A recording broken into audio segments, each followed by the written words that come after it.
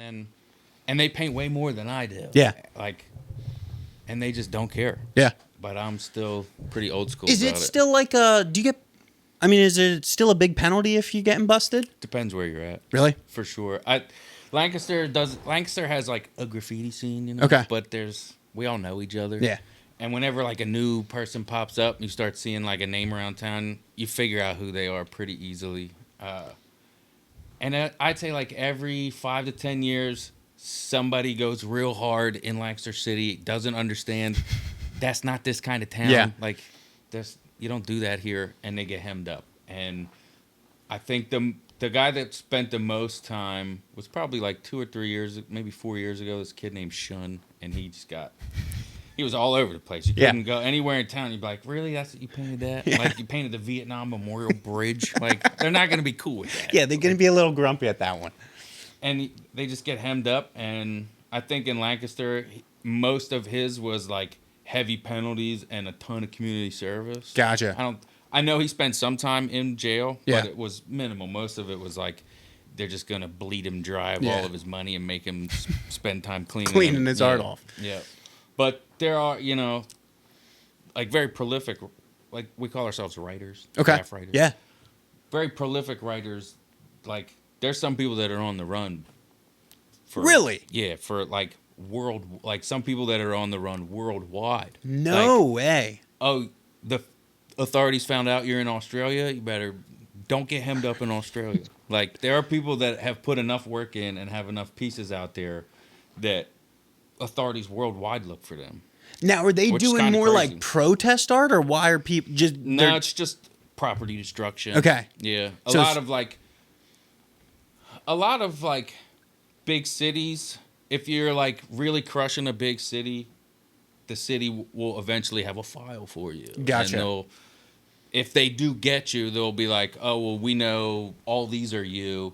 And then they add up, oh, it took $400 to scrape and repaint that wall. And then they'll do that for all of them. Oh, so then they back charge you for the time it takes.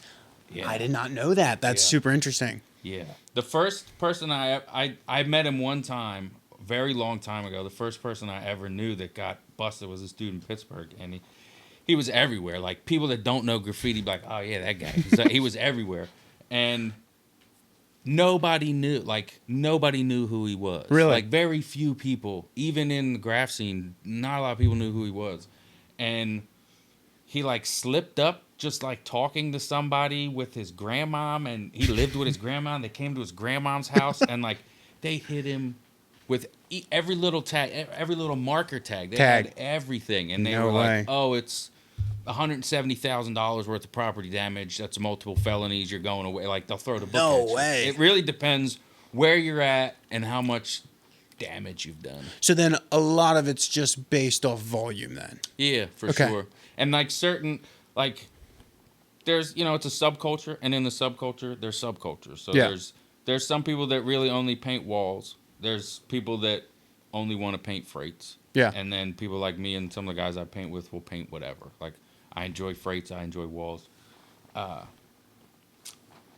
there's certain, like, the train world, the freight world has, like, really conglomerized where the companies that used to be around 10 years ago are all gone. They've all been bought out. And, like, the company that everybody in the country knows, Norfolk Southern, because of all their horrible practices and spills and trains flying off of tracks everywhere, they're, like, super, super strict. They bought multiple companies around the country, and they have, like, their own police force. Really? Like, the train yard in Lancaster, way back in the day, was a Conrail's train yard, and Conrail's got bought out by Norfolk, and then Norfolk put up cameras like on poles that do 360, and gotcha. There's a guy that just sits in the building all day and just watches. And like, even if you just pull up on the edge of the yard to hop out to take a picture, somebody's there within a minute. Like, what are you doing here? Get out of here.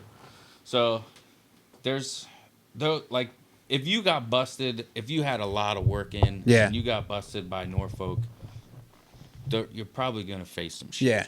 Like, chances are you're going to face some shit. Interesting. I have enough where it'd be like, oh, okay. I mean, they might be able to attribute, but there's people that paint like so much more than me. Yeah. Like I paint as much as possible.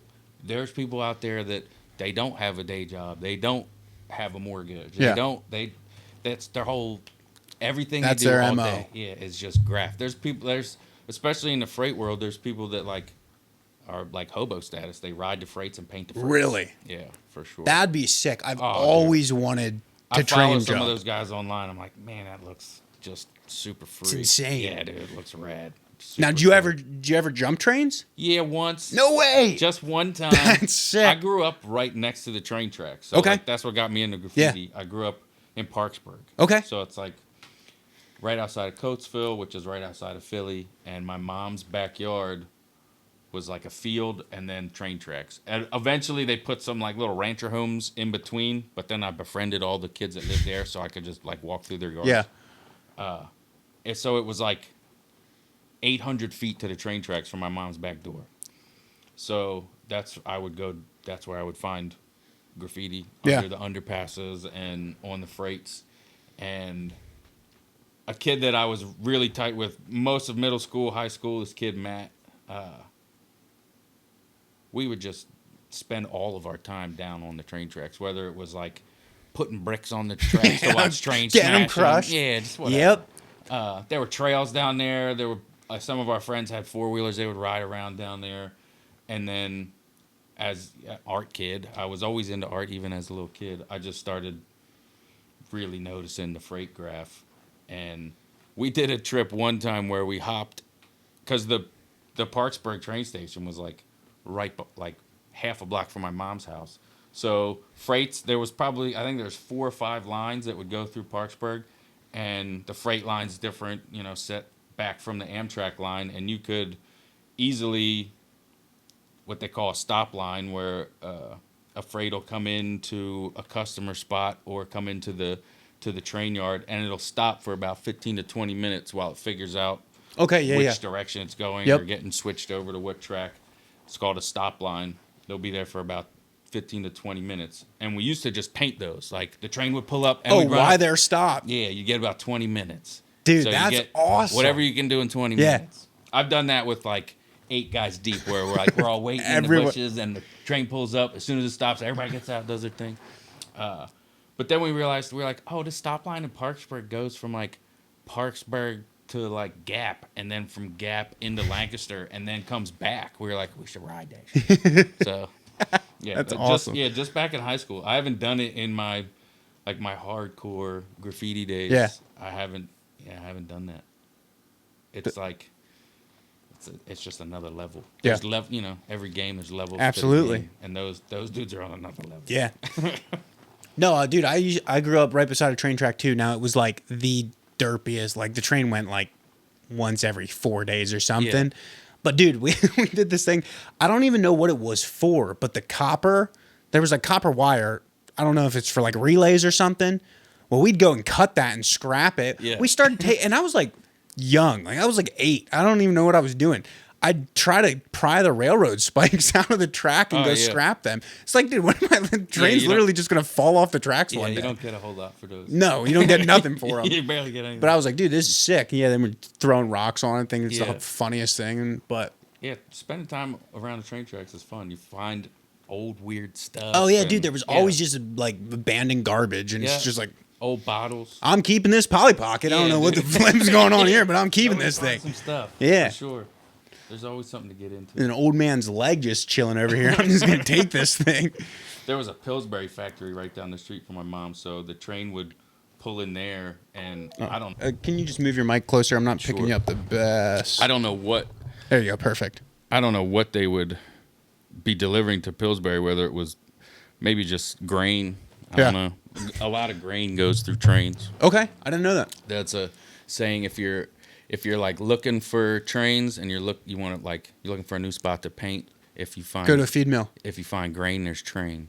Okay. Yeah, that actually makes total sense, because the train track, so I lived right in Stevens growing up, like Stevens, Denver, Stevens feed mill, and then that track went right to the, okay, that makes sense. Yeah, the hopper trains, they're like 3 and 4 and 5 bay hoppers. They're like gray. They're kind of like, They have a little bit of curve to the side, but Yeah. they're pretty much flat. Those are almost always full of grain. Gotcha. Yeah. No way. Yeah, dude. Mark, would you know who? He probably wouldn't know who. He's like a Viner. Do you remember Vine? Did you get into Vine at all? It was like the No, stupid little cheesy videos. I know what you're talking Dude, about. I love them. I But never got this into it. kid, he was a big Viner, but then him and his buddies did a train hop, tried to go across the U.S., and then they got nailed halfway through. Yeah. Got in like some serious trouble. They got Yeah. out of it, but dude, he did a documentary of it. Looks incredible. Yeah, I would love to. Like see it just something looks like that. so cool. Yeah, I did some cross country trips and stuff, and just doing that is Yeah. cool. But the extra thrill of hopping a train to do it would be Yeah, cool. they say it's mad loud though. Oh yeah, yeah, for sure. You're just All there's them never- hobos were just deaf. Yeah, there's never any like you're barely getting in good sleep that Yeah. whole time. Yeah, it's not an easy thing to do, That's wild. and you got to know. You just have to know so much. Like you have to know where you're going. Yeah, you kind of got to do some You research, I gotta guess, know a which I little never bit. thought Yeah. of. Yeah, you definitely have to know, like, oh, if I'm getting on here, it'll take me here by about this time, and then I can go from here to here. Yep. Like, if you put too much days in between, then you're like looking for a side job to make some food. Yeah. Like, it could get you. Just driving across country, I did that. When I graduated college, I decided to move across country and go somewhere I didn't know anybody. Heck yeah, that's awesome. And Where'd you move to? New Mexico. Really? Mm-hmm. No way, I've never been. Is it nice? Yeah, dude. That's when I retire. That's where I want to go back. Really? To. Yeah. Heck yeah. It's awesome out there. Super cool. It's like, it wasn't quite culture shock because I stayed in America, but it was like culture confusion. I got out there, I was like, Just dazed and confused. Yeah, nothing makes sense out here. It's the wild, wild west. Like the most petite chick you would meet has like a little gun in her boot. Like it's wild out there. It's definitely they call it the land of enchantment, and it is. So it's still pretty Western. Yeah, man. Every person that would come visit, I was there for almost 5 years, 4.5 years. And every friend that I would have that would come visit, I would always tell them, like, you're going to see something. Yeah. And I don't know what that's going to be. But the first week, 2 weeks you're here, you're going to see something where you're like, what the fuck was that? I don't know what it's going to be, but I promise. What was some wild It'll stuff you happen. saw out there? I mean, just like nature-wise, there's just tons of cool shit out there. There's like the mountains that look over Albuquerque, the Sandia Mountains.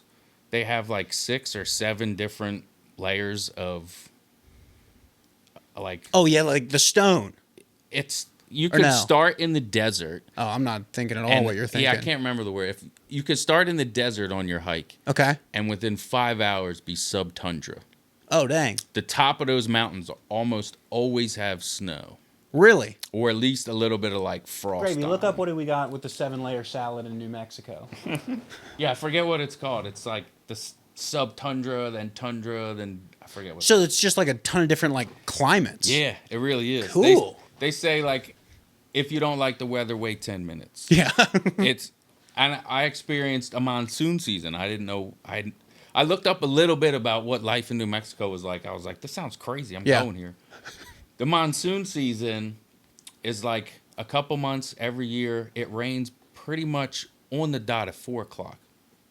Really? I never experienced anything like that before. And it was like, and it's like torrential. That's why they have those arroyo, like the concrete, like river systems. They're called arroyos. Okay. It's like you see them in like California, like Like a fancy canal or yeah, like something. the LA River. Yeah. It's not really a river, it's like a concrete, just a big concrete channel. Gotcha. They have those in New Mexico. One of them's called the Ditch. If you know anything about skateboarding, it's like a real famous yeah. skate spot. It's called Yep. the Ditch. They built those because when monsoon season comes, all the rain from the mountain just rushes. Gotcha. And there were a couple times where we would just go. We'd be like, "Oh, it's about to rain," and you would just go hang out, and it'd be like level 5 rapids coming through the arroyo system. No way. Like, real crazy, yeah.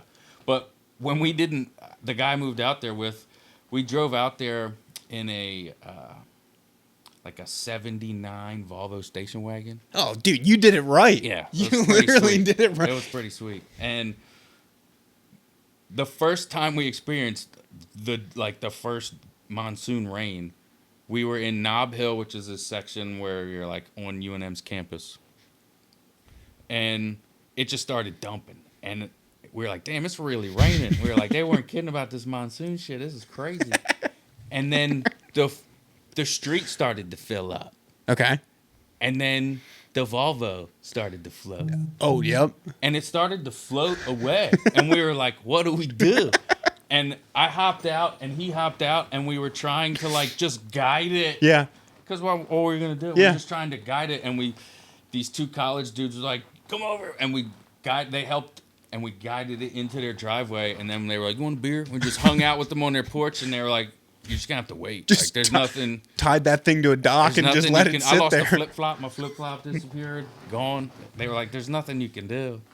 And I was just blown away. I was like, man, this place really is pretty crazy. They like got into some like,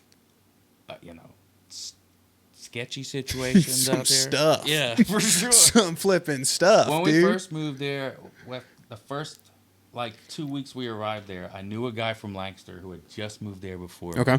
And he was like, when you get out there, he's like, if you need some work, I could probably get you a job. Just hit me up. And I was like, I definitely need work, but we also need a house. Like, we don't have anywhere to stay. He was like, I can probably help with that. My wife's friend has a rental that won't be rented for like 2 weeks. You can crash there. I was like, all right, cool. So we were staying at this little house right downtown in the like downtown Albuquerque, but we wanted to go out and see shit. Heck yeah. And we got into a pretty sketchy situation. A little dicey. At a Waffle House. Oh, dude, of course. Waffle Houses are the best. And I had a dog at the time. I still have dogs, but at the time I had this dog who was like, he was like his own personality character. His name was King Koopa. And he was like 100. That's awesome. Yeah, dude. He was like 100-pound. I have a big tattoo of him on the back of my head. He was like 105-pound pit bull. Okay. Big brindle, giant head, but like a cuddle bear. Like, nicest dog ever.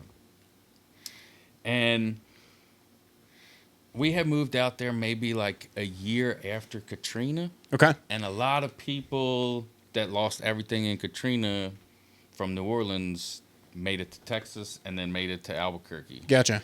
Because it wasn't that far away and they didn't have anything else. And we're inside Waffle House and we couldn't take Koopa in there with us, just me and my buddy Seth. And I'm like, yo, there's a bunch of people like milling around the car. I was like, I need to go out there and make sure we're good. Like, I feel like, they're up, they're checking. Something's going down, yeah. Yeah. So I ordered a piece of ham. I was like, can I get a piece of ham just on a plate, like a little Canadian bacon? I'll take it to my dog. So I acted like I was just taking my dog a treat. And they were like, oh, that's your dog? That's great. And within like 2 minutes, I was like, I need to get all these dudes away from me and my car and my dog. I'm like, nothing about these dudes is cool at all. And like one guy wasn't saying anything. He was just got that stare. Yeah, and he was like checking out, like in my head, and they probably still were. I mean, they probably still were doing.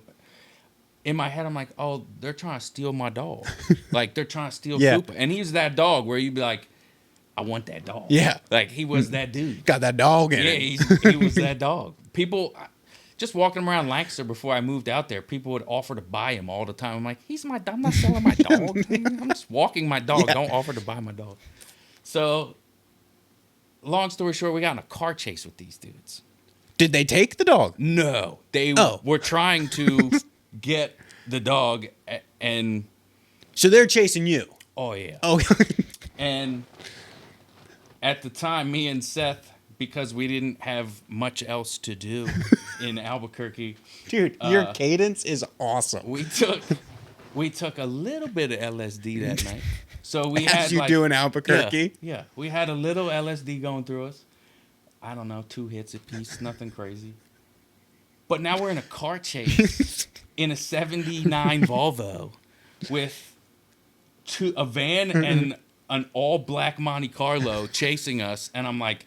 I'm screaming at Seth, who's like not really taking it as serious as I would hope that he would. And I'm like, dude, I was like, you need to gun it. I was like, The best thing that could happen right now is to get pulled over by the cops, and we can be like, these dudes are chasing us, trying to steal our dog. Like, we just did a little bit of LSD. they wouldn't. I was like, we're good. Don't worry about that. I've talked my way out of that stuff like that. No problem. And I was like, we need to just blow every light you can possibly go through. So we're going down. Route 66 is like the main drag. So historic Route 66 at like 2 a.m. Just getting your kicks, buddy. Yeah, just getting it. Just blowing through every light. And they kept up for quite a long time. I was like, we might have to get on the highway and just go. Like, just maybe they'll decide to stop chasing us. Maybe they'll run out of gas or get tired. Yeah. We ended up just over and over, like getting on the highway, getting off the highway, all over Albuquerque. And we ended up losing them. How long was this car chase? I don't know, 45 minutes. Like, we were like... I don't want to sound like a total puss, but we were scared shit. Oh, dude, yeah. We were like, we knew nobody in the city. A van full of dudes in a black Monte Carlo. Yeah. The scariest color for cars, dude. It's like we were pretty sure that they were gonna leave us in a ditch and take the dog. Oh, I think so. Yeah.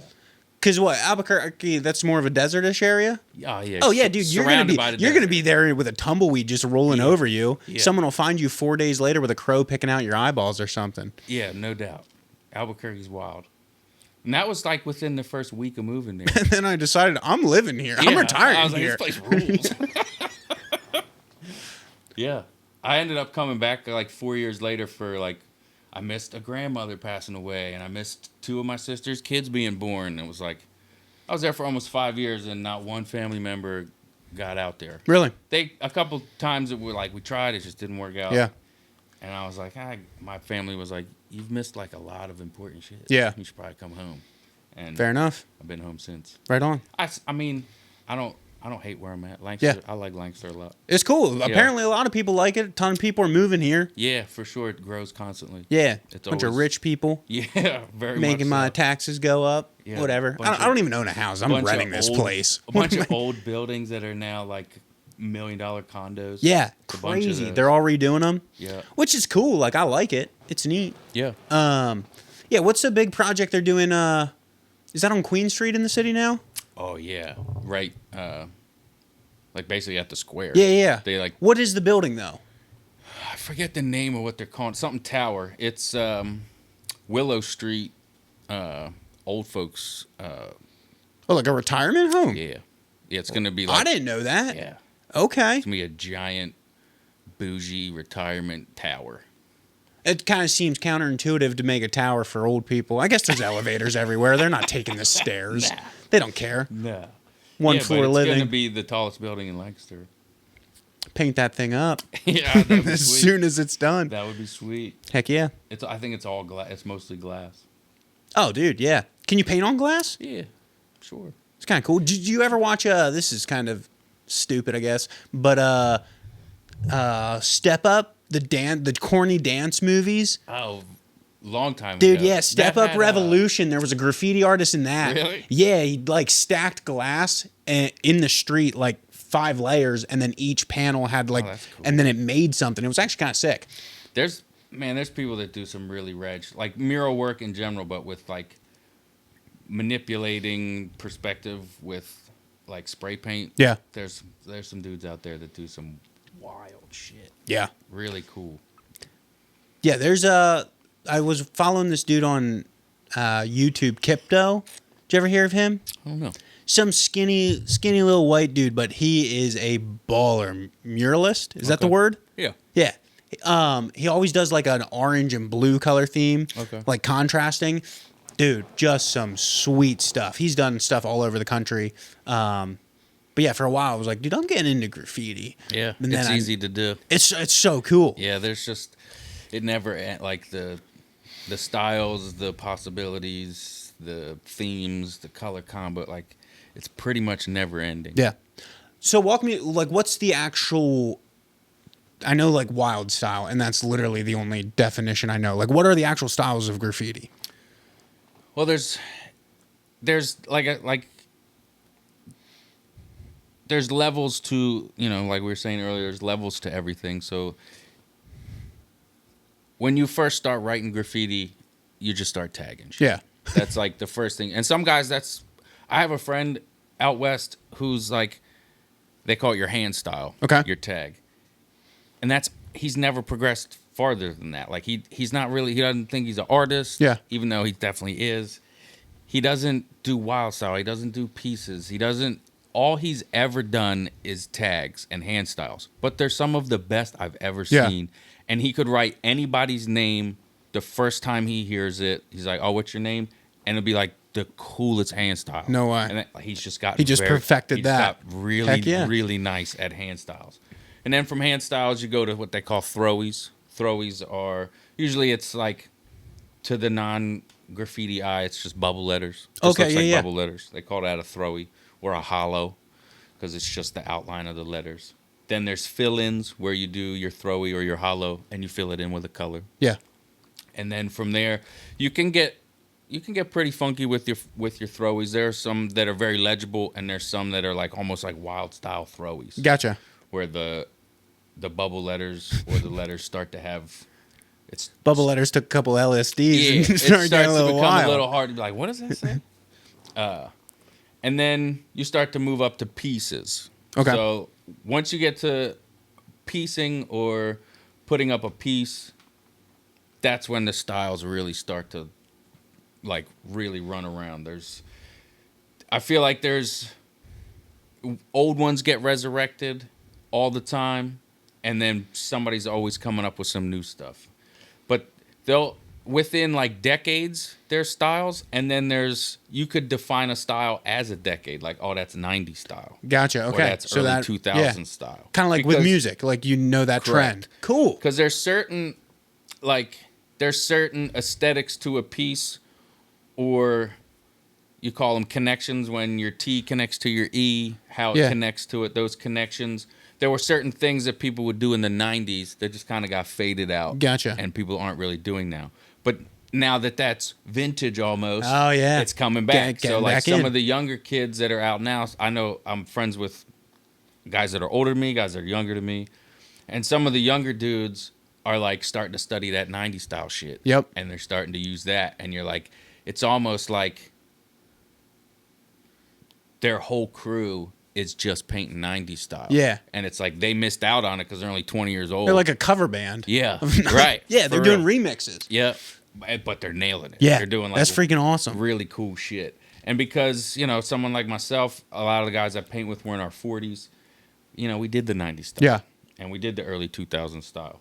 So I just was painting over the weekend with a bunch of friends, and the one guy was like, man, what I like about you is you never do the same piece. He was like, your style's, every time I see it's a different style every time. And I appreciate that. And I appreciate that he notices that. Some people have like a stamp piece where it's basically the color scheme changes, but the letters, the structure is almost the same every time. I gotcha. And there are times where that makes sense to me. Like I have a stamp when I paint trains. It's like sometimes I'll go with a completely different idea or a different letter structure to the freight yard, but like you don't want to go to the yard, or even if you're going to a layup where it's pretty casual and relaxed, like a daytime spot, you can paint in the day. You don't want to like spend too much time if you don't have to. Yeah. So sometimes you do, but very rarely do you bring like your sketchbook and a sketch with you, or like you're looking at a sketch on a piece of paper or your phone and trying to get that on you just kind of gotcha. You just paint, you know what I mean? So there are certain times where it's like we only got 40 minutes, or one of those stop lines I'm talking about, you got 20 minutes. Yeah. Like there's a piece that I know I can do in 20 minutes. Gotcha. Yeah. So in that situation, you're doing something you're familiar with. Something I'm familiar with. That way you with. can nail it. Right. Heck yeah. Okay, I got that. That stamp piece, that stamped here, there's probably, I don't know, 50 of them, maybe 100 of them floating around. Really? I have friends, and I know guys that probably have, 150 to 200 stamps a year. Really? Yeah. One of the guys, he doesn't paint as much. I wish he'd painted a lot more.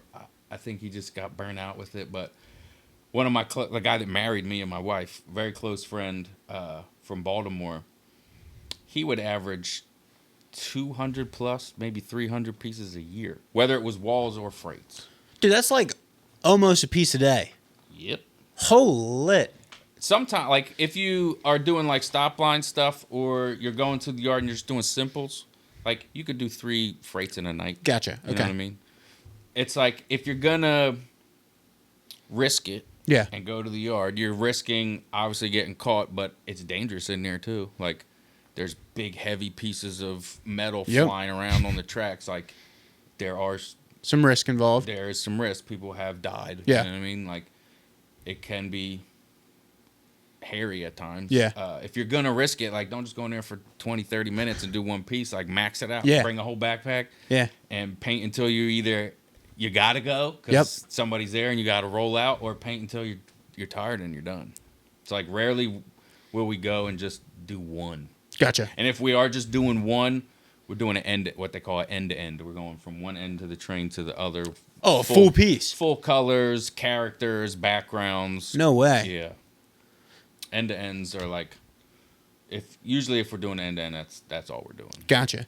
So my brother-in-law is a truck driver, and he runs up to like New York City a bunch. And I told him, I was like, oh yeah, I got a graffiti artist coming on. He's like, when the heck do they do it? He said, I'm running truck at like late at night, and he said these bridges are just covered. He's like, I've never once seen a graffiti artist. Like, when do you guys? It's at night mostly. Mostly, but man, I think a lot of this is social media, but the brazenness and the, like, I don't give a fuck attitude has just really exploded. I think a lot of it is Instagram. A lot of people think Instagram ruined graffiti. Gotcha. Because people, like, just chase the clout so much and just want to up the next person's stuff that they see. And it's like,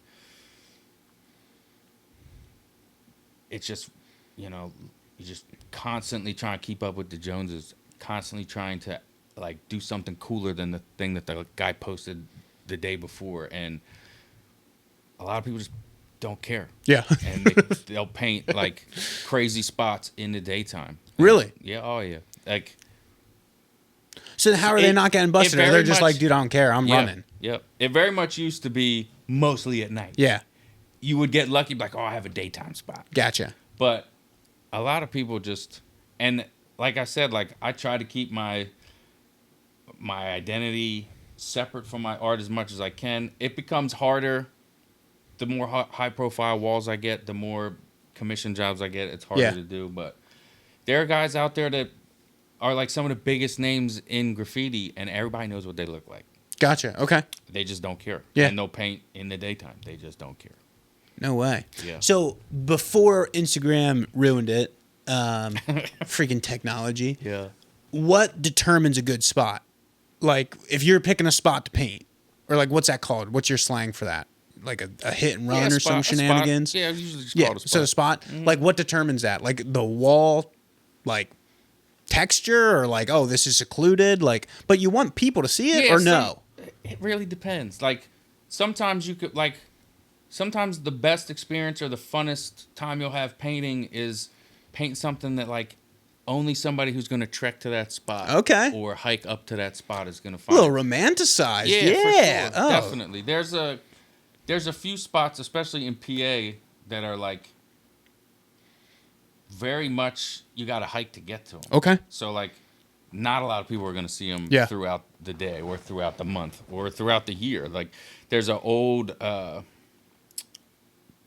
like military compound in like the middle of the state where there's like old caves that would house like military equipment, tanks, whatever. And it's like up in the woods. Like, you have to hike up there to get there. And there's still tanks there? No. Oh. No, it's all abandoned. What the fuck? Yeah, it's all abandoned. But it's completely covered in graff. Yeah. And it's like, those kind of spots, it's like, it's cool if somebody else sees it, but those are really like, we're painting for the other people to paint. Yeah, okay. So I might put up something amazing there, and the only other people that are going to see it are other graff writers. Yeah. It's like, a lot of times you are just painting for other graff writers. I've had people tell me before, like, watching me paint, like, say, a legal wall, and they'll question, like, why do you think we care? It's like, I don't think Yeah, you care. I don't This care. isn't- Yeah, I don't care if you like this Yeah. or not. I'm not doing this for you. Yeah. If you don't like it and you can't read it, then I'm not painting it for Yeah. you. I'm like, I tell people all the time, I paint for the public, and I like, even the commission walls that I get, I want something that people will see and enjoy, and it'll provoke thought. I'm not like a deep painter. I don't paint political stuff. Yeah. I'm not trying to send a message, but I want people to see it and like, get lost in their imagination a little bit, or see something and have it spark something in them that they wouldn't have thought before. So it's nice to have those high profile walls where like 2,000 cars a day are going to drive past it, or 20,000 cars a day are going to drive past it. But it's also fun to just paint for other graff writers. Yeah. Find a really secluded spot, or freights. Like, most of the time, freights are only appreciated by other graff writers or people that bench. Yeah. Benching is like a term where you just take pictures of freights, basically. Okay. It came from... I love the slang. It's kind of Yeah. sick. Yeah, benching... Graph writers, like... Benching came from when freight graffiti and train graffiti popped up in the 80s in New York. There was a famous spot on the L train that all the graff writers would go and sit and watch their trains come past, and there was a bench that they would all sit on. Gotcha. So now everybody calls it Just benching. like a slideshow of Yeah. work. Yep. You're Ah. on the L. You're on the L, and your trains would come through the station, and all the graff writers in the 80s, late 80s, early 90s they'd go to that spot. They'd sit on the bench, and now everybody just calls it benching. And there's like some people that's their whole thing in the scene is they're benchers. They don't paint themselves. They just know all the best appreciate spots, and they just appreciate it, and they take pictures of all of our work for us. Okay. That's kind of sick. Because you don't always get pictures of your pieces. Yeah. So it's nice. There's people that's all they just document. That's always been a thing in the graffiti scene. There's always somebody that just is the documentarian. That's like, they're the photo person. That's kind of nice, though, because it's like that friend that you have. Like, I go on trips with friends, and they're always taking all these pictures, and I'm just enjoying the moment. Then I'm pissed at myself because I was like, frick, I don't have a single picture to remember that. And then I just hit them up, and they send me all of them. I was People like, tell me that I all the love time. this. You should do time lapse, or you should send me pictures. I'm like, I don't have time. Yeah. I'm painting a giant wall. Yeah. Like I don't have the time to set up all the cameras and do all that stuff. But there are people like that's all they do. Yeah. There's a couple very famous graff documenters. That's all they do. Martha Cooper, she's huge. She's like known all over the world. She has books written about her. Okay. She's been around. You ever see the movie Wild Style? No. It's like the most iconic graffiti movie, late 80s. Okay. And it's I have about to check it out. Yeah, it's awesome. There's parts of it that are like kind of corny and cheesy, but it's an 80s movie. Yeah. But it's like all those old, like Fab Five Freddy, all the old like rap legends and stuff are in it. It's super cool. But her character is in that. Okay. So it's like she's been around forever. Yeah. And she's like, people paint her in their murals.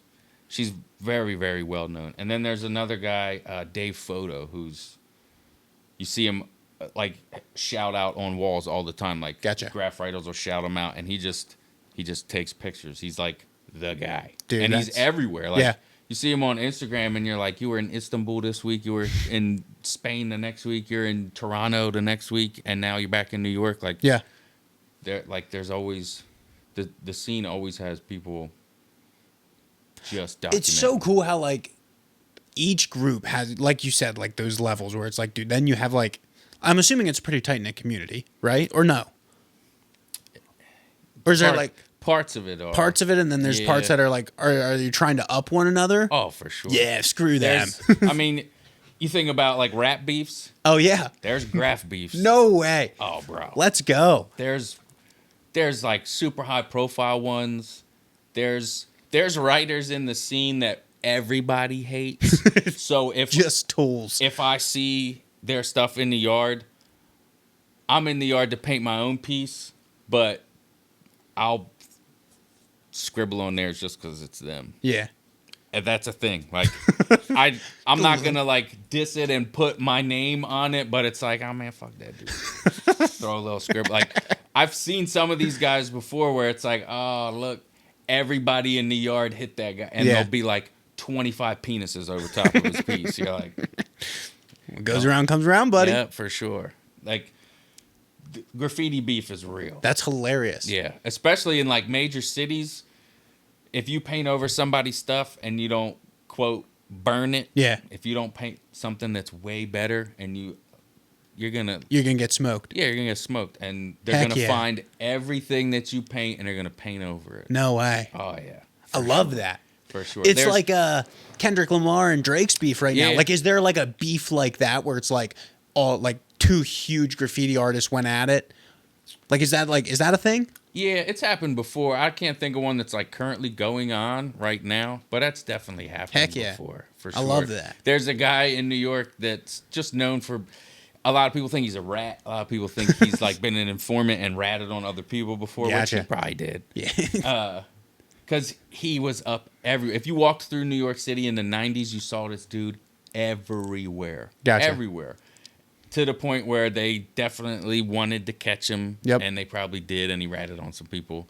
So now he's very famous in the scene, but he's very polarizing. It's probably more than half the scene's like, fuck that dude. And then other people are like, oh, he's a legend. Yeah. Like, yeah, but he's also an asshole. Yeah. So. But yeah, there's crew, like, you know, in graffiti there's crews. So there's very, very big crews where they're known worldwide. They're known outside of graffiti. And then there's smaller crews. I've been in some smaller crews. I tend to just lone wolf it nowadays. Okay. I'm friends with guys that are in pretty well-known crews. It's just, there's a lot more when it comes to that. Like, you've got some crews expect quotas. Oh, really? So, like you got to tag so many walls a year? Especially like the freight crews, like you'll have to put up so many numbers, or you'll have to do so many end-to-ends per year, or you'll have to put up the crew as an end-to-end. Not just your name, you'll have to put up the crew name as an end-to-end, and you'll have to do one a month. And if you're not, you're out. Really? Yeah. I don't have time for that. Yeah. Like, I dig it. I understand. Yeah. I understand the mentality, and I get it. And I do appreciate it. I think it's cool. And I have friends that do that. But, like, I just don't have... I have never been able to find the time to be able to make a quota for a graff crew. Yeah, that kind of feels like you're going against the rhythm a little bit. Like, it's like, hey, I'm just doing this and then it's like, oh, now I'm working. Like, with the flip. Sure. Yep. And then let me put on a tie to go graffiti this wall. Like, what are we doing? A lot of those bigger crews, they'll have, 20 people in the crew. You don't know everybody, but you're in a group chat with them and you're talking shit with them, and they're like talking about like critiquing your piece, and it's like, man, I don't have time for that shit. Yeah. Like, I get it. And I think if like a big crew ever was like, hey, Teer, we would love it if I would probably think about it. Yeah. But you know what I mean? I'm going. Yeah, all right. So where'd Teer come from? Teer2thousand. So you just shorten it to Teer for... Yeah. Okay. I originally wrote Temper. Okay. My dad passed away when I was in my teens, and I was pissed about it. Yep. So, and shortly after that, I started writing graffiti. So it was like he died right before I turned 15. So I started writing graffiti around like 14 or 15. And my first name was Temper, and I was just pissed about losing my dad. Yeah. And then I wrote that all through high school, and then I moved to Lancaster to go to the art school there, PCAD. Dude, I went there. Really? Yeah, for illustration. Me too. No way. Yeah. So I moved there in 2000 and went to the art school in 2000 to 2005. And my second year, it actually might have been my first year, I met another graff writer, this kid from Norristown who writes True. And it was me and True and this other dude, Merge, who we were all trying to get on this, we'd all want to get on the same panel. We'd all want to get on the same train together. And True was like, y'all need to shorten your names. He was like, your names are too long. You're taking too long to paint. He was like, there's not enough room on a train for all of us. And in the late 90s, early 2000s, everybody painted kind of small on the trains. Like you could fit like 8 guys. Everybody painted like small pieces. And now it's all about like 2 guys per train. Like you paint pretty bigger large stuff. Yeah. Because especially on a train, it's flying past. You want people to be able to read it or see it instead of having like all this detail or tiny little, like, a whole bunch of little names. But True was like, you guys need to shorten up your names. So he was like, yours is real easy. He was like, just get rid of the M and the P in your tier. He was like, and it can still be for your dad because you got tiers for your dad. So it's like, it's kind of like in gangs. It's very similar in graffiti where it's like people can give you your name. Yeah. You know what I mean? Like your nickname, you can earn it. Yep. They could just give it to you, or you could, come up with it yourself. But mine was like half and half. I came up with it, and then True was like, switch it up. So True kind of gave me my name. That's sweet. Yeah, in like a roundabout way. Heck yeah. Of him just being like, you need to shorten it. Yeah. I'm tired of waiting on you. Yeah, we're going to get caught. Yeah, for sure. Tighten it up. Yeah. Did you ever get busted painting a wall? No. I've been chased from walls. I've been chased out of train yards. Okay. Yeah, never popped. Heck It's like you paint as long as I've painted. There's gonna be times where you either have to talk your way out of something or run your ass off. Yep. Or deal with the consequences. And when I first started painting when I was like 15, I'd probably been painting for about a year, and then my mom found out. Okay. And when my dad passed away, me and my mom got pretty close. Like, I didn't have dad no more, so my mom and I talked about pretty much everything. And when she found out I was painting, like, there was a dollar store right down the street from the house. So my buddy Matt would steal paint for us all the time. He lived like half a block from the dollar store, and he would just go in there and load his pants up and steal his paint all the time. So not only were we painting on freights that weren't ours, but we were painting with paint that weren't in your... Yeah, stealing paint and painting. And pretty much every graff artist that started as a kid has that experience where they call it racking. Okay. In the graffiti scene, you rack paint. I have friends that are full-grown adults that still do paint. that. That still rack Really? paint. They paint enough where they're like, I'm not spending thousands a year on spray paint, and they still rack their paint. So then where? They're just going into hardware stores doing that? Ollie's, Walmart. Really? Yeah. So then you're not actually, unless you're doing like a mural piece or something, you're just getting regular paint. Because isn't there like, what's that? I literally have some in the garage. There's artisan paint. Montana? Yeah, Montana's. Yeah. Yeah, that's like the most well-known. And Montana actually has like, there's Montana Spain, which is Montana Hardcore. There's Montana Gold. I think I have Montana Black. Is that a thing? Montana Black. I think they're all made somewhere else. Gotcha. So like Montana Hardcore is made in Spain. Montana Gold and Black, I think, is made in the United States, North America. Now there's dozens and dozens of brands. Gotcha. Brands that, like, unless you're from that country, you might never even paint with that. There's some brands that are international, like Montana, Loop, which is my favorite paint. Iron Lac, I'm pretty sure it's Australian based. Okay. And it used to be, those paints were very expensive. Yeah. Compared to just going to Home Depot and buying, a can of Rusto for $5. But recently, past 3 to 5 years, it's pretty similar, especially if you go in on an order with some friends and you order bulk, you can get cans cheaper than you would. You can get, dude, yeah, Rust-Oleum's expensive as junk now. Like, what's the freaking deal? I went to redo the undercarriage on my car, or I have a bus that I was going to convert to a camper, and the thing was all rusty. And dude, I spent like $400 on like black paint. I was ticked. It's absurd. I was like, this is nuts. That's why a lot of people still rack their paint, because it's like, if you get good paint and you're doing a sizable piece, that piece could cost you $150 to $200 to paint a piece. And people that paint a lot, if you're doing 300 a year, Gravy, what's that? 300 times, it's money. Yeah, it's a lot. Money. It adds up. Yeah, it adds up. And if you don't have a sponsorship, you don't have, away. You don't have somebody else buying your paint. It Yeah. can get expensive. For 200. What is that? 200 times? That's six. No, that's. What is it? 300 times. Yeah, if you got $200 a piece, 300 pieces a year. Am I this stupid? Is that six grand or is it 60 Sure. I think grand? it's 60. 60. Yeah, Yama 60. hama. Yeah, You got to be making some coin it then. can get wild. That's why people steal paint. That makes sense. Yeah. Okay. I'll do it where like my stockpile of paint right now is almost all leftovers from jobs. Oh, really? So- Like a commission job or something. I get a large commission job, and I charge per square foot, and I'll buy, however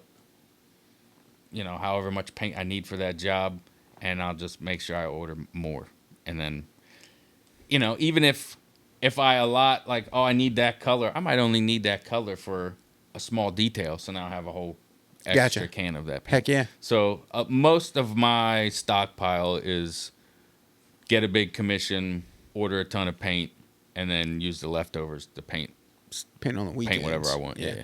Okay. Nice. With that, so, okay, you said, so how many commissions are you actually doing per year roughly then?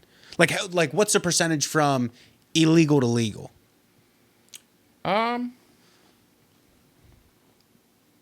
At least it's usually about 1 to 2 a month commissions a month. Okay. Yeah. And it could be like a friend has a wall in his man cave and he just wants something on there, and I'm like, $500. Yeah. I'll paint you something dope. Or it's a business and it's a multi-$1,000 project, and it takes a month or Gotcha. a couple weeks. I started a project. I think the thing that you saw At Drew's? at Drew's. Yeah, dude, that was sick. That was for a project I still do. I call it wall to wall. Yeah. So like in the graffiti scene, there's what they call a jam, graffiti jams, and it's just a bunch of different graph writers all getting together and painting one location. Okay. And when I first really started getting into graffiti, early 2000s, there was a really big one in Cincinnati every year called Scribble Jam. And the guys that I went to art school with and lived with, my roommates, we would drive out there every summer. The first 2 times we just went out there and took it in, and just Yeah. we were like, damn, this is wild. Yeah. And then we were like, we're not coming back unless we're painting. Yeah.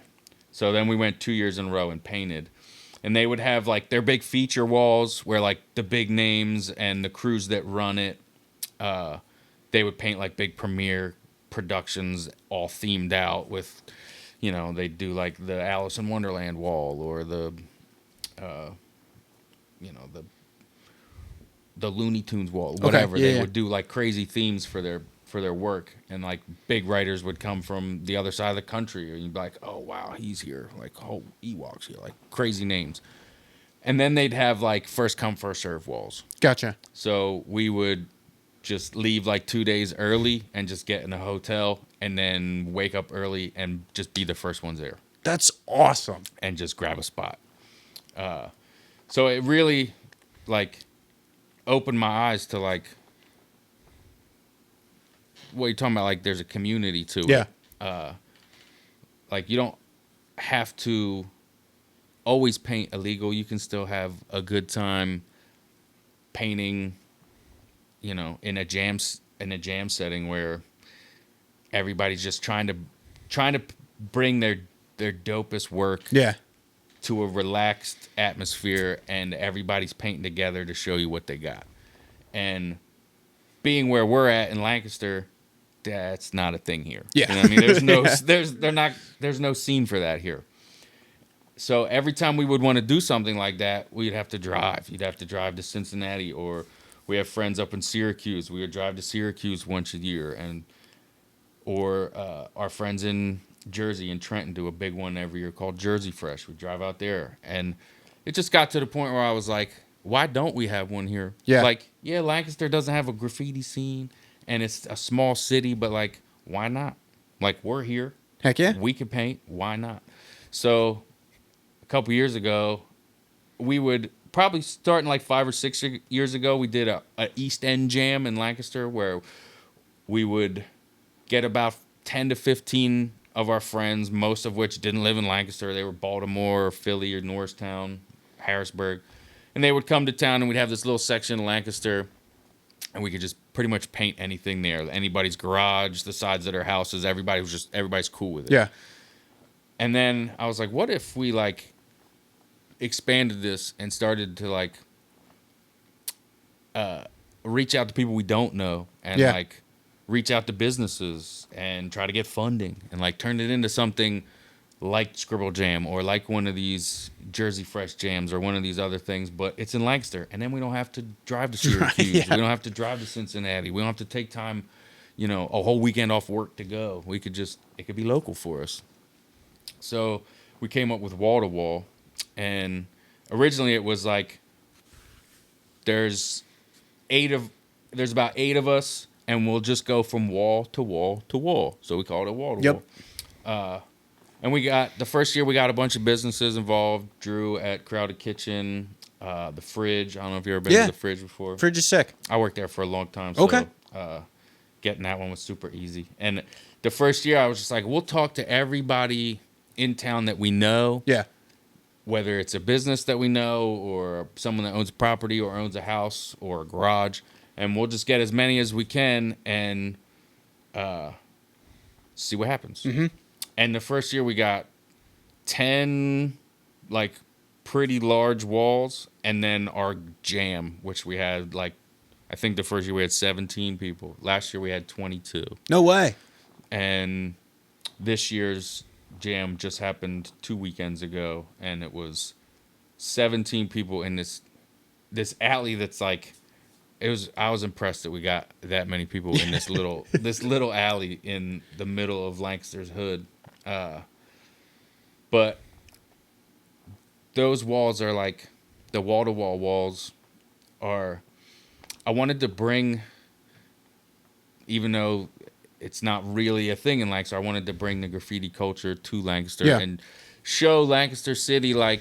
Art doesn't all have to be this country kit shit. You know what I mean? It doesn't all have to be the same stuff over and over. Like, there's a lot of other artwork going on in Lancaster that doesn't get the shine that a lot of the First Friday Gallery Row kind of stuff gets. Yeah. So Liz Hess. Right. I tried to get her on this podcast. Screw Liz. I'm just kidding. But you know what I'm saying. Yeah, I got you. Get that red umbrella out of here. I wanted to just, like, I started to really notice murals popping up in Lancaster. Yeah, So, like, I mean, there's been a bunch. Right. And me and some of the guys I paint with, that's what we do. Like, some of us have other jobs, but we all paint murals. And I was like, there's no reason why we shouldn't be some of these big blockbuster murals in town. Like, there's a couple groups that paint murals in Lancaster, and I'm like, I'm not gonna drop names, but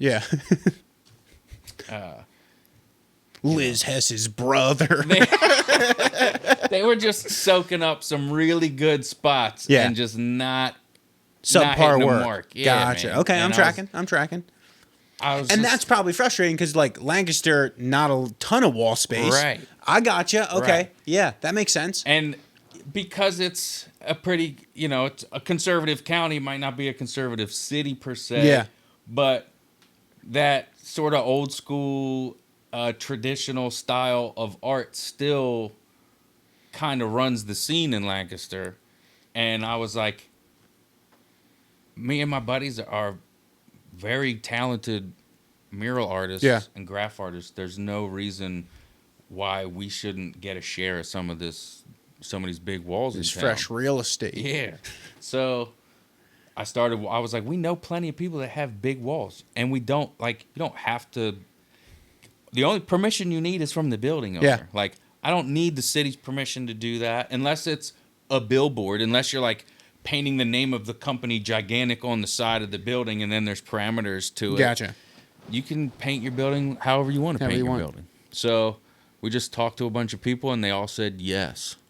And it was like give us what kind of funding you can, and we'll give you what we can. Yeah. Like, we'll make it beneficial for everybody. But under the guides of, you're not getting whatever mural you want. You're getting, like, a graff mural. Yeah. It's not graffiti because it's not illegal. Yep.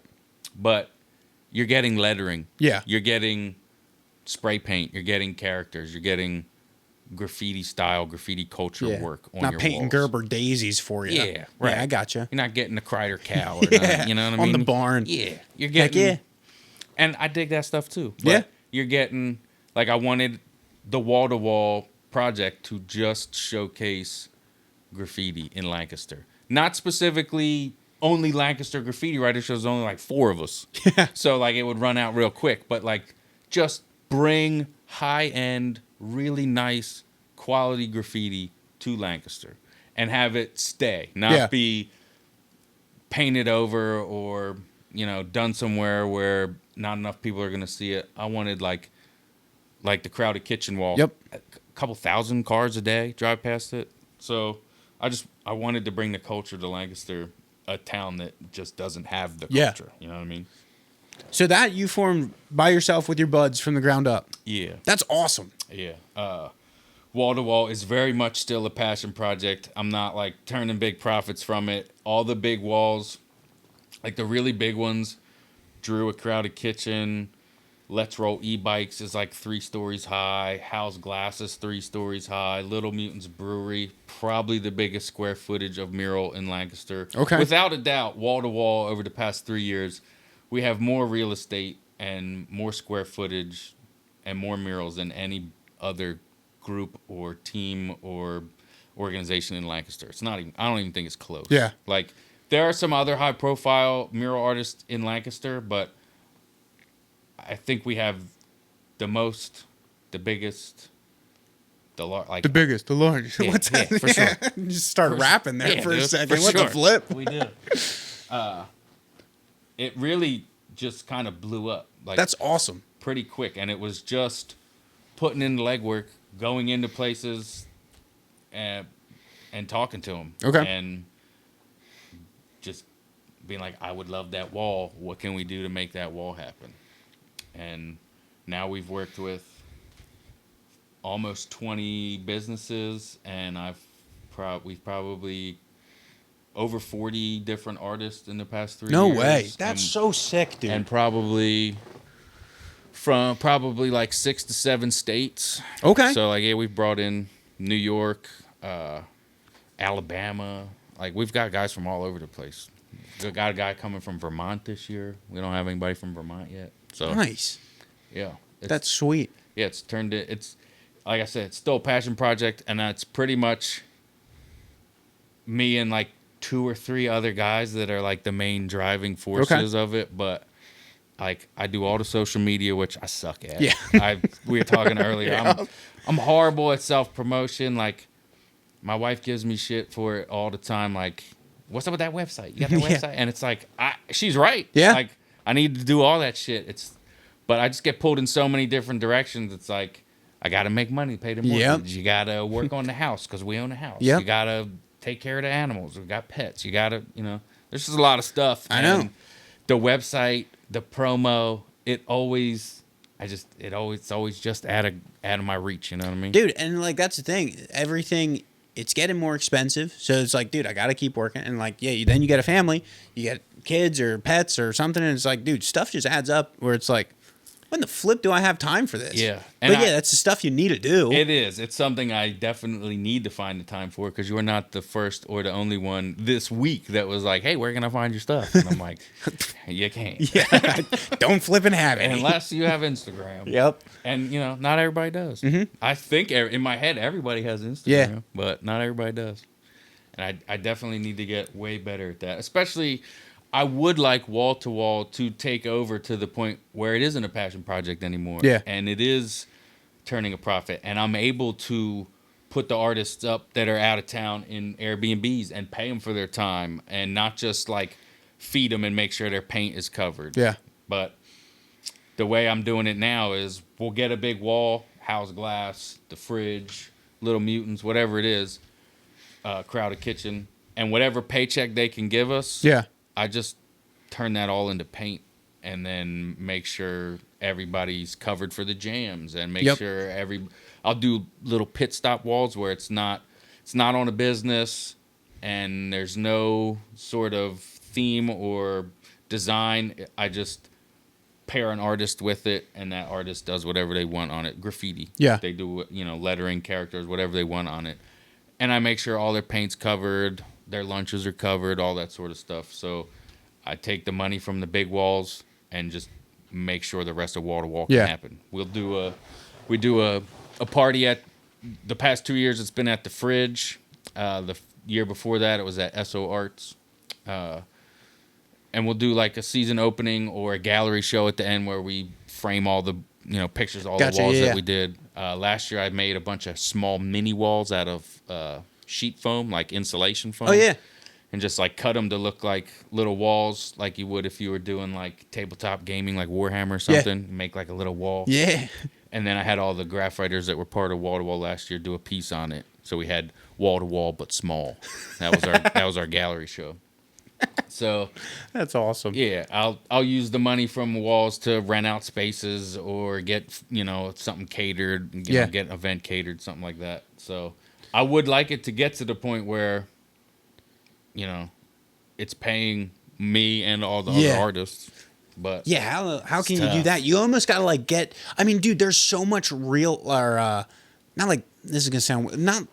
I don't even know what I'm trying to say here. Like, there's so much rental real estate in Lancaster, like Airbnbs and stuff. Yeah. You should try to find someone that's like, dude, they're down with graffiti, and then you can like have your guys stay there and paint it. Heck yeah. Yeah, that'd be tight. That's a great idea. You're gonna stay in the building, and you're also painting the building. That would be legendary. That'd be sick. That would be great. There's got to be stuff like that around. Yeah, I mean, I know some fellas that got some cash. Yeah, they just gotta. Hank? Milk it out. Just got to milk it out. Yeah. Yeah, but like get with like not a rental agency, but someone that has like a couple Airbnbs in Lancaster. Yeah, where it's like the guys can just stay in their places. If they're about that, that'd be sick. Lancaster's getting more and more accepting and more attuned to like just being a hub for like art, which is, when I first came here to go to PCAD, definitely didn't see that coming. Yeah. Like you were going to an art school in Amish country. Yeah. But the scene, like the art scene in Lancaster it grows constantly. There's always an influx of new work, whether it's murals or galleries popping up or even the Lancaster Public Arts, like through the city, like they're always doing, sometimes controversial, sometimes things people aren't really into, like that facade for the new library that everybody was like protesting. Yep. But it's a budding scene. I feel like it's been a budding scene for like 15 years. Yeah. But, the restaurant scene in Lancaster is legit, and there's so, like, just that brings people to town and brings the arts to town, and it just seemed like the right time to be like, let's make our presence known too, and not just the same old stuff that you see. Let's show Lancaster some graffiti. Yeah. That isn't like looked at negatively or painted on the Vietnam Memorial Bridge. Or like some freaking idiot. Yeah. Dude, if you could get with Airbnb people and then restaurants, if you could do like a mural in their wall, get your meals comped by them. We'd have done that. Dude. Yeah, the restaurants, like even before we started Wall to Wall, me and my like partner in crime, my buddy Twig, between the two of us, we've painted like every bar and restaurant in town. It's like our repertoire is like our portfolio is like lots of breweries and restaurants. It just kind of works out. It goes with the... It really, a lot of those places want something for people to look at while they're there. Yep. Draw them in. And it's, the mural scene, it's tough convincing places to do it. Like, would a mural help your business? Probably. Yeah. Does it need it? No. Like, you need an accountant. Yeah. Your books are failing. Right. Like, convincing people in 2025 economy to drop a couple grand on a dope ass mural isn't always easy. Yeah, I get that. Like just last week, I was like, oh, this could be the one. This could be the job. Yeah. And then I walked away from it like, I'm probably never talking to those people ever again. Like, it's tough. And like, they reached out to me. I didn't see like, oh, we're looking for a mural artist, open call, or reach out to us, message us. They reached out to me. They wanted my work. They wanted me to come down and meet them and give them an estimate. And then I walked away from like, they're probably never calling me back. And like, I'm competitive. It's not like I gave him some nutty price where they were like, heck no, what does he think? Yep. Who does he think he is? Like, I gave them a very comparable price, and I'm just like, well, they probably weren't as serious as they thought they were. And it's like, no one is going to come in and undercut me, and anybody that comes in and gives you a quote is going to, like, you're going to realize that, like, mural work is expensive. Yeah. Like, it's not...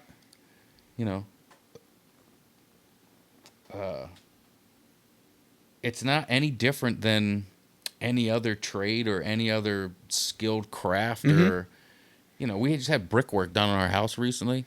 The guys were there for one day and it was like $1,500 for one day. And I'm like, yeah, the amount of work and what they just did is the same as me and the guys that I paint with, but I'll be there for 7 days. Yeah.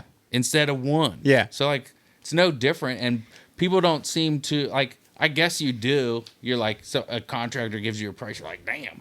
But you pay it. Yeah. Because you have to have it done. Yeah, but dude, you don't have to have a mural done. Some people don't now. So, like, for the plumbing company, me and my brother's plumbing company, I do all of our estimating. And so then I'm also, like, head of the office. So I get all the calls from the freaking customers. It is bananas to me now. The people that we'll do work for, work's complete. They'll call me and be like, so happy with the work, loved everything. This price is way too high. And so then I'm like, okay. They're like, we're not paying this. And I'll be like, so you were happy with the work? Oh, yeah. Guys were great. Did a fantastic job. Then pay the bill. Like, I don't like going to the garage and they giving me, literally the car just went in, was supposed to go in for 2 tires. Yeah. Had to do an oil change, had to replace, or then my brake rotors were warped, so then they had to grind them down. Well, while they were grinding that down, they saw the one back brake was completely seized up. So then they had to replace that caliper, and then they're like, hey, while we're doing this, your brake pads, cost me $1,000. I didn't like that, but it's like, hey, it's probably worth the service that you provided. Definitely. And even if I don't like it, find another garage. Yeah. Don't come to me. Dude, I was livid one Friday. I was I was like, dude, I have no problem with a customer coming, ripping me a new one and being like, the work sucked. I'm not paying it. That's justified. Yeah. Don't tell me the work's flipping great. You loved everything, but you're not paying my bill. Yeah, how many places do you get to do that? It's just like, and so, and I don't want to out this person. They have a restaurant, though. What, am I going to come into your restaurant and be like, dude, the food was great, but I'm not flipping paying this? Yeah, but these prices are bonkers. Yeah, how entitled do you flipping think you are? Yeah. I was like, this is crazy. Making someone, my wife says this a lot, making someone do work and not paying them might be the grimiest thing on the planet. Yeah. It's just like, dude, what? And it was like an emergency. Of course, it was an emergency job. Yeah. And so I had a conversation with a gentleman, and I was like, okay, like I talked to the lead tech that was out on your job. I was like, it was one of the worst grease clogs he's ever seen. You had 20 foot of grease clogged in your line. Your pipe was that heavy, it broke the hanger. So I was like, that's probably so gnarly. Oh, dude, it's grease smells smells horrible. It's so bad. Unless you've worked in a restaurant or you've done that, you don't realize that grease truck dude, nasty. He's a soldier. Yeah. But I was like, terrible. So I asked the guy, I was like, so what do you think is a fair price? Because I think our price is actually very fair. Oh, no. I don't know what a fair price is. Well, clearly you have some sort of notion of what you think. And I was like, what you actually don't know is, because we didn't put it on the bill, we already comped you an hour of our time, which at our service rate, hey, we're not the cheapest plumber. It's $125. Like, we already comped you $125, so you already did get a discount. So would you like me to put that back on? Oh, no. It's just like, then just pay the bill. Yeah. Like, Yep. I got a little heated. I'm not gonna lie. I don't blame you, dude. I haven't had someone like stiff me or say I'm not paying. Yeah. But I've definitely had at the estimate stage, or when I'm giving them the square footage price, you get the eye roll. Oh, yeah. Or the I don't know. And it's like, I know you're doing that to try to get me to like talk my own price down. And it's like, I'll do that to a point. Yeah. Because I am a starving artist and I need the money. Man, I'm flipping hungry. But I'm not doing it to the point where like I'm cheapening, and making myself feel like I'm getting ripped off. You know what I mean? Yeah. It's like, yeah, I just can't imagine. I can't imagine it. I worked in the service industry for a long time. Worked in a lot of restaurants. And I've been back of the house and seen the bills from plumbers and man at the fridge. Their pizza oven. I haven't been there. I left in 2023, but for the time that I was there, which was quite a long time, probably every 2 years, the thermostat in the pizza oven had to be replaced. Mm-hmm. It's like this big. Yeah. It was $500 Yeah. for that thing. Uh-huh. And horrible engineering. In order to install it, you had to compromise it and bend it a little bit. Oh, yeah. In order to get it to fit into the thing. So spending $500 on the thermostat and you're shortening its lifespan immediately to get it in there. And then the technician had like $180, rate just to show up. Yeah. So I get it. And we all, like you said, you're like, man, that sucks. $680 thermostat blew today. But you just paid that shit. Yeah, for sure. Yep. I know almost every artist does this, but you definitely, you want work. Getting art jobs, gigs, commissions isn't always easy. So you talk yourself down a lot. Yeah. And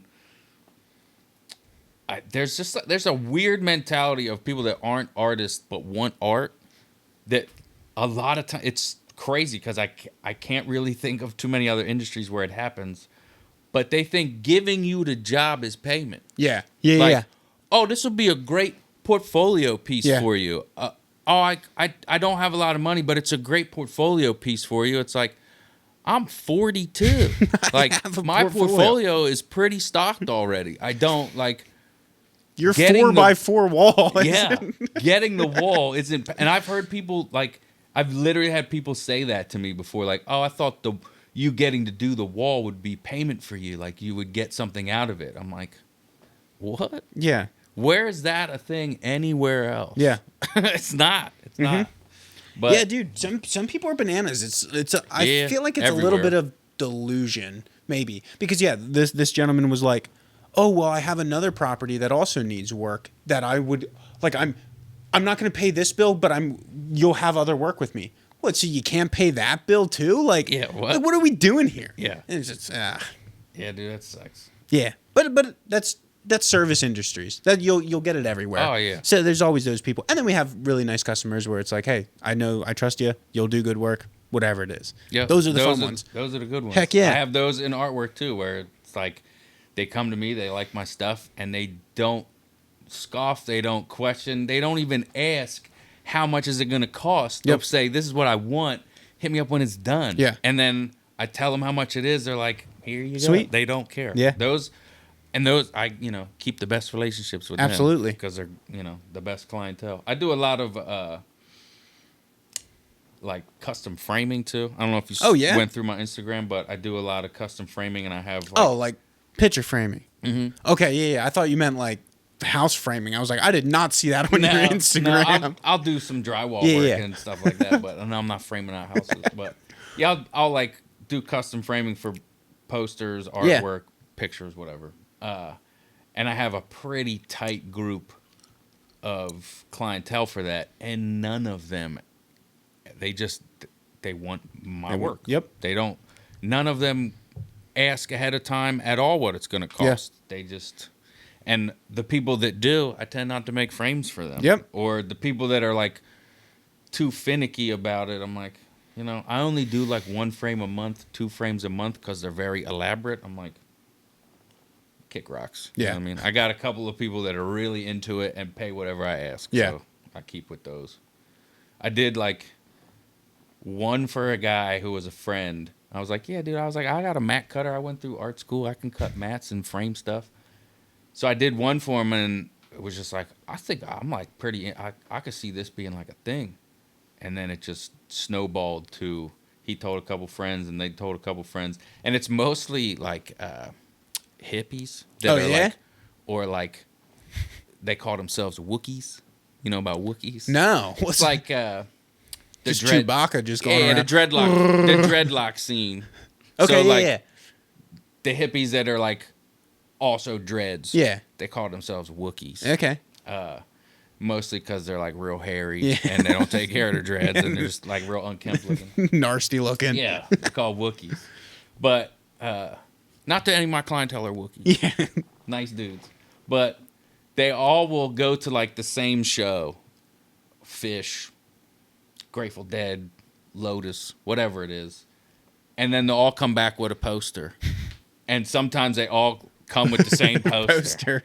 So I'm like, I got to do it 3 different ways. Yeah. I can't have everybody walking out with the same thing. But they've gotten pretty elaborate where it's like the frame is way crazier than the thing I'm framing. Yeah. And, they start around, 500. And then that's for something that I spent a little bit of time on. Yeah. And then some of them are like, I did this one for a friend. He's probably got 20 or 30 of these frames at this point. It was all of COVID. I worked on this one piece. No this way. one frame for like a year and a half. How big is the frame? Probably 3 by 4 feet. No way. But it's like intricate. Super ornate. Yeah, Okay. real wild shit. I'll show you some. I rig like lighting into them, so they're like it's not just a frame on the wall. It's also a light fixture. Oh, yeah, and it'll have, dude, like, that's sweet. An LED system in it, and you can like change the schematics and change the light show that goes on it, and they've really expanded to like some wild shit. Yeah. And it's just something I can just like just go to town. You know what I mean? Like the people that ask me to do them, they don't come with, oh, I want this, I want that. There's like, here's a poster, do whatever you want. Yeah. And I spend as little or as much time That's as I awesome. want to on it. Some of them are pretty wild. That's sweet. Yeah. This is jumping gears a little bit, but like, No problem. do you have your white whale for like your wall? Like, dude, I would love to get that wall. Is there something like that? Like, there are 2 in Lancaster. Okay. One I know the owner of. It's Peakhead, so hey, what's up, Peakhead? And the other one I don't know, but I drive past it all the time. And I recently thought, I was like, I should just take a picture of it, put it on the wall-to-wall Instagram, Yeah. and be like, what's good? Yeah. Anybody know any details on this wall? It's over by the hospital. So if you're in Lancaster and you know Lancaster City, you probably have driven past this wall. It's over by the hospital. Like on Duke Street? It's Lime and James, Okay. right at the corner of the graveyard. That road that goes like catty corner, it goes past like Stubby's. Yeah. There's a wall. It's on an old shoe company. Okay. It's like Lancaster Boot Company or something. I think it's apartments now. And it's like one of those like corner buildings where like the face of it comes to like a little an intersection. And there's no windows. It's completely flat.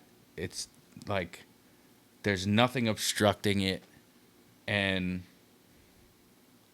pretty high traffic on foot and car, and it's like it's just a dope wall. Yeah. And it's like I drive past it so often, and every time I do, like it's never even had like a scribble of graffiti on it. it's like it does get a lot of weather. It gets sunbeat pretty Yeah. good, but good paint will last a long time. So there, I definitely have. There's two.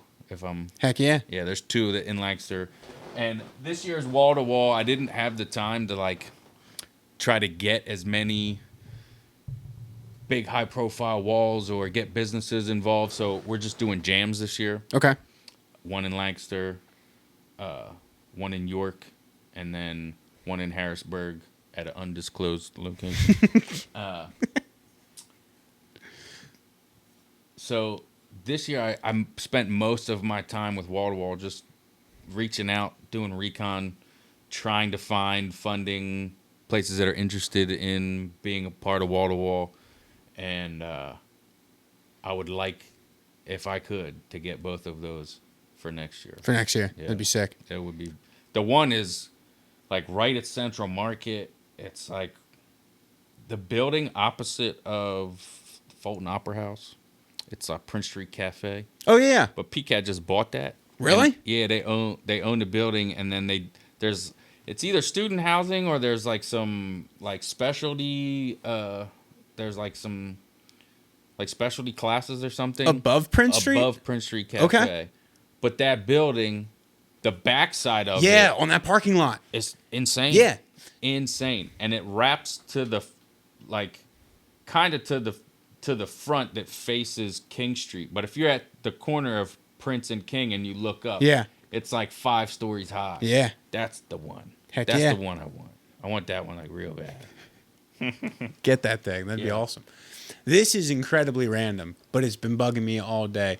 Would you know Justin Shelton by any chance? Justin Shelton. I don't think so. You look like you're his freaking brother, dude. Okay. You have his same. I got a lot of doppelgangers. Yeah. Yeah. Like, There's a lot of there's a lot of dudes out there that look like me. you talk like him, you yeah. look like him. Nah, I don't think I do. Hilarious. There's a dude in Lancaster who I used to get confused for all the time, and he would get confused for me all the time. And we're friends, and we'd see each other, and I'd be like, Sean, like 6 people this week were like, Sean, oh wait, you're not Sean. And he'd be like, dude, it happens to me all the time. Happens all the time. It's awesome.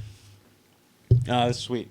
What else? We're kind of sitting right at an hour 30 right now. Dude, it goes so fast. Yeah, it goes quick. It's so fun. Nah, man, it was a fun conversation. Heck yeah. Just, people look at wall to wall. Just go Absolutely. check out wall to wall. Yeah. What are your plans for it? I know you said obviously more walls, more artists. But do you have any bit of a like trajectory of like, hey, like by this time we want kind of this amount of people or something like that, or it's more just an organic thing of like we'll see who comes out, referrals type deal? Yeah, kind of is. It's kind of organic. Like the roster of artists changes. It's changed every year. It's grown a little bit every year. Cycle some people in, cycle some people out. It's more just like getting establishments and getting businesses involved that want to, beautify their buildings. Yeah. And it's like, it's really that simple. Like, do you have a little bit of funding? Do you want something dope? Yeah. And not everybody's going to want, like I said, with wall to wall, it's got to be graffiti based. It's got to Yeah. be like the whole project with wall to wall is to bring quality graffiti to a city that doesn't really have it. Graffiti. Yeah. So if you're open to it and you have seen what we do and you like it, reach out, hit us up. Heck yeah. Absolutely. Have you, like, this is just a random question. My mind went there now. Guys that paint underside of bridges, are they just rappelling down? Like, really? Rappel graph's huge right now. Really? It's like the thing in graph right now. Why is that so big? Just because of, like, the adrenaline aspect Yeah, of it? for sure. And just how blockbuster big you can go. Yeah. Like, there's a few guys that have just kind of taken over. I'm sure every other graph artist, graph writer's algorithm in their feed right now, their search feed is shit tons of rappel graph. Yeah. And there's a few guys that are just unrelenting with it. Like painting 60 stories up. It's nuts. Crazy. In like, What do you do when you run out of paint? You yeah, yeah.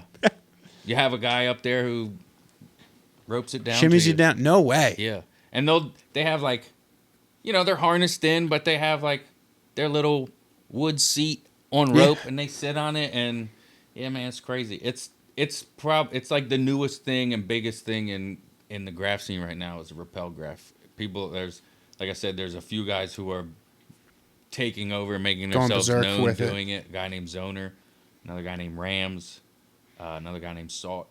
They're like, the guy Salt is like, it's hard to explain if you don't know what I'm talking about, but as a graff artist who, like, I was a bit of an adrenaline junkie when I was young, loved jumping out of planes, Yeah.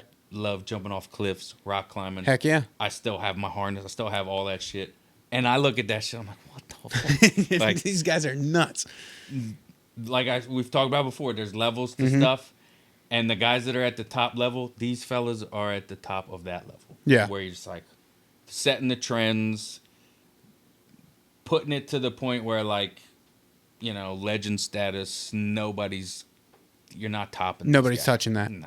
Like, going to foreign countries like Dubai, Thailand, and like rappelling off buildings that are currently under construction by like billion-dollar companies and just crushing them 60 stories up from a harness is nuts to me.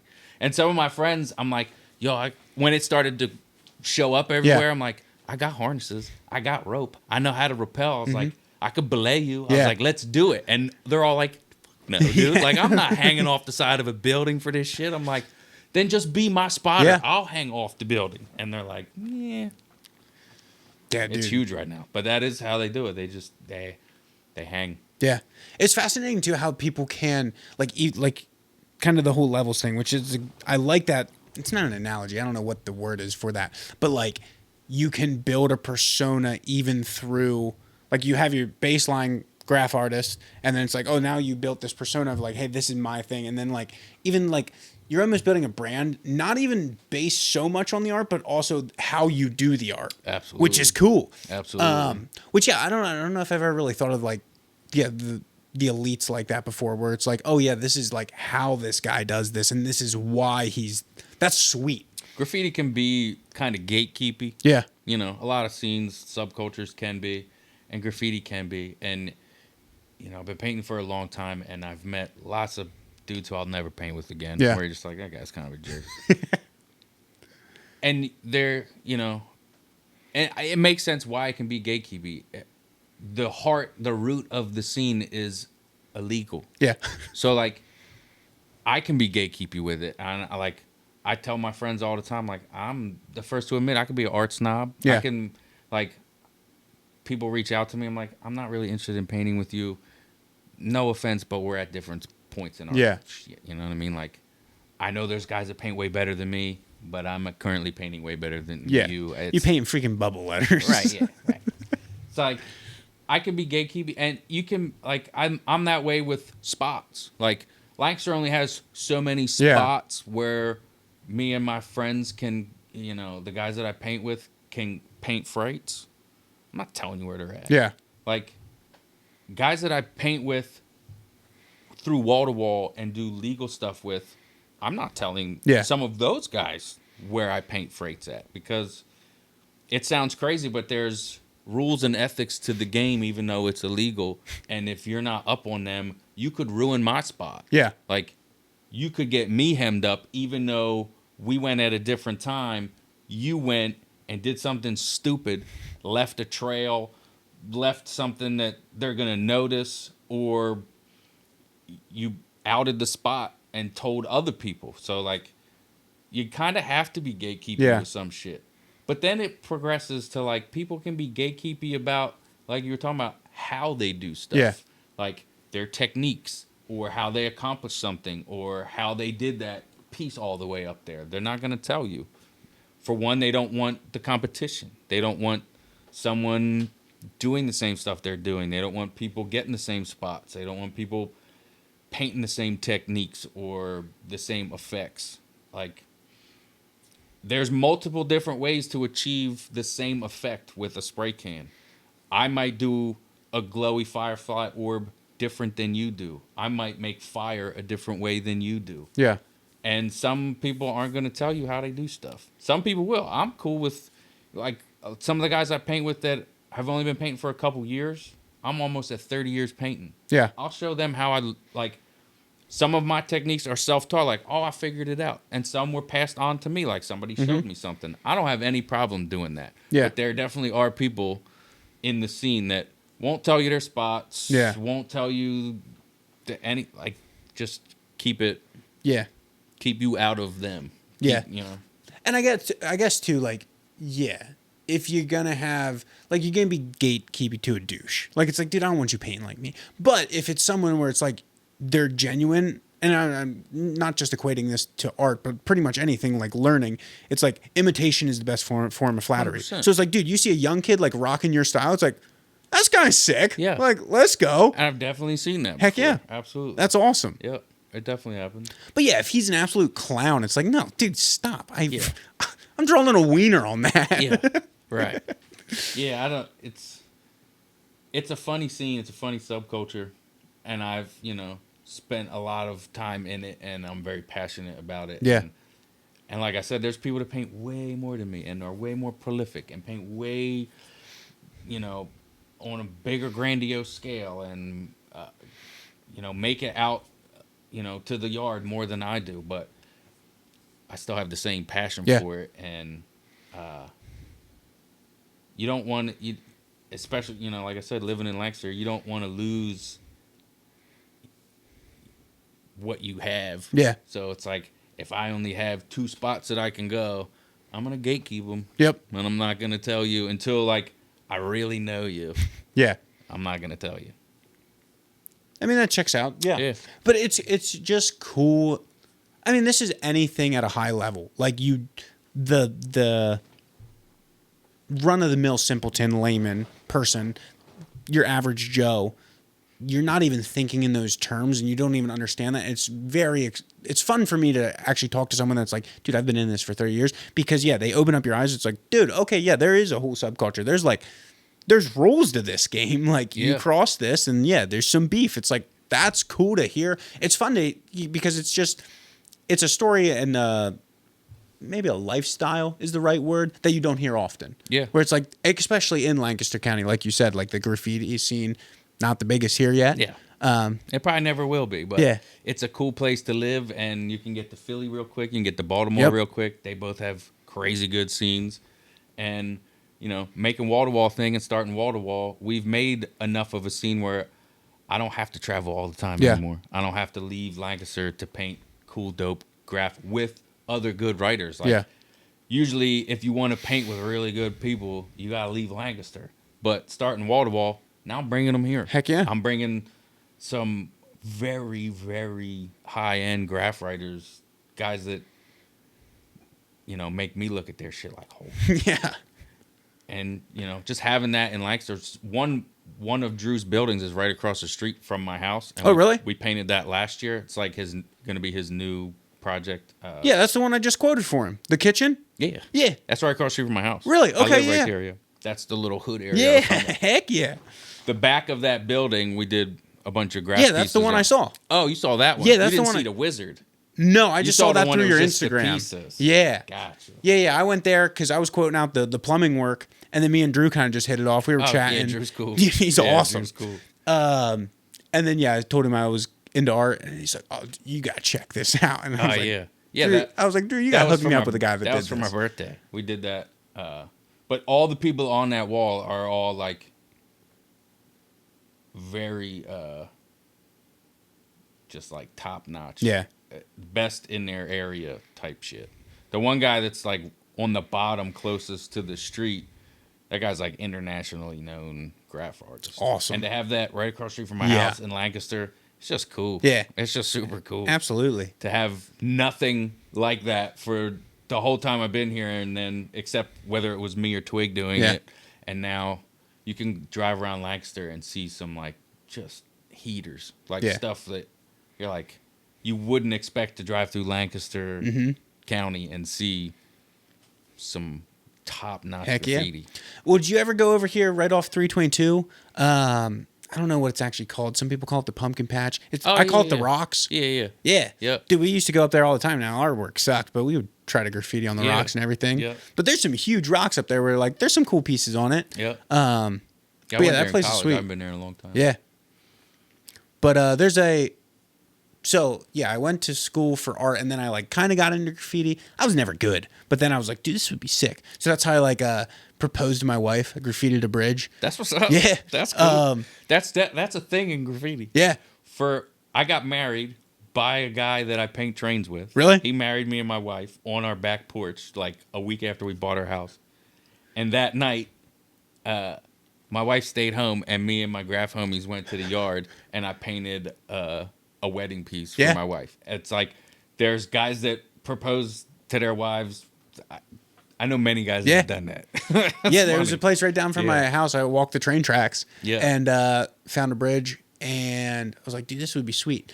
So, and I didn't know, awesome. like, it was literally the first piece I've ever painted with, like, I always liked graffiti, but I was like, dude, I can't even read this, but this looks sick, so I'm gonna, and she more like, it's more like a fonty script, pretty much. But I was like, dude, I'm gonna do this. This is gonna be freaking sick. It took me like a day and a half or something to paint this. It was relative. I mean, for my first piece, it was freaking big. Got a sinus infection because I didn't wear a freaking respirator. I was like, this sucks. What am I doing? Yeah, But I need to get better at wearing a mask. If I'm outside, I often just don't. But you feel it. oh, dude, yeah, and You feel it. then you just got that caked up freaking paint in your nose. Yep. And then you're blowing your nose for the rest of the night, and there's color Black coming out your garbage, nose. yeah, for freaking sure. gnarly. Yeah, faux show. But awesome, dude. Well, hey, I don't want to take up more than your night. Oh, you're good. I appreciate it. It's been a blast. Yeah, I man, it's love super this. fun. But yeah, guys, go check out Wall to Wall and then Teer2thousand. Teer2thousand, baby. Yep. Heck yeah. Awesome. What's going to be your most, or like your newest piece you're going to do? Do you plan that out?